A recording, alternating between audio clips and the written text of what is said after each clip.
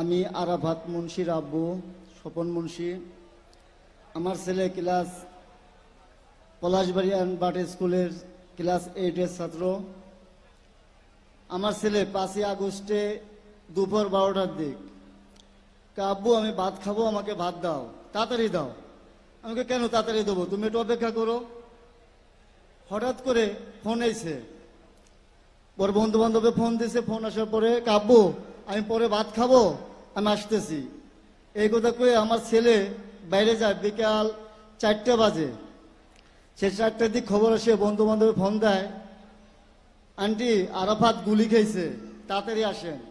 সেই 2 জায়গায় হাসপাতালে নিয়ে আমার ছেলেকে দৌড়ায়, ওদের ডেট ঘোষণা করে। ডেট ঘোষণা করার পরে ওই আমার ছেলেকে 12টার দিকে আমরা দেশে নিয়ে যাই। গোপালগঞ্জ, আমার ডিস্ট্রিক্ট গোপালগঞ্জ। দেশে নিয়ে যাই। নিয়ে যাওয়ার পরে তার দাফন করি। দাফন করার পরে সেই রাত মনে করেন সেই তাজা রক্ত সেই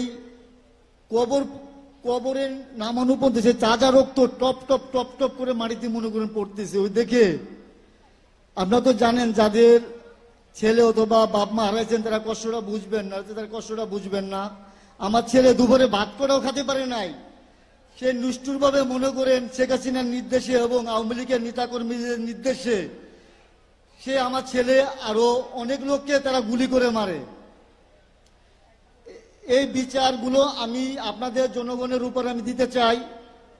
এই শেখ হাসিনা এবং এই আওয়ামী লীগের লোকজনের জানি দ্রুত এই বাংলাদেশের মাটিতে জানি তাদের বিচার হয়, দ্রুত জানি তাদের বিচার হয়। আহত এবং নিহত যারা আছেন সবার পরিবার দোয়া করবেন তাদের জন্য, তাদের আত্মা যেন শান্তি পায়।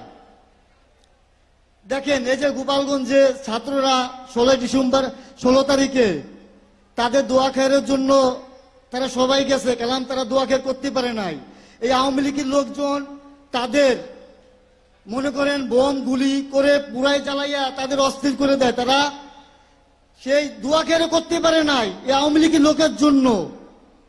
ওরা যদি বাংলাদেশের মাটিতে যদি না থাকতে পারে, ওই আপনারা সেই ব্যবস্থা করবেন। আর আমাদের পাশে বিএনপি নেতাকর্মী আরো সংগঠন লোকজন সবাই আমাদের পাশে আছে এবং থাকবে। এই নিয়ে আমি বক্তব্য শেষ করছি। ইনশাআল্লাহ আপনারা শহীদদের জন্য সবাই দোয়া করবেন।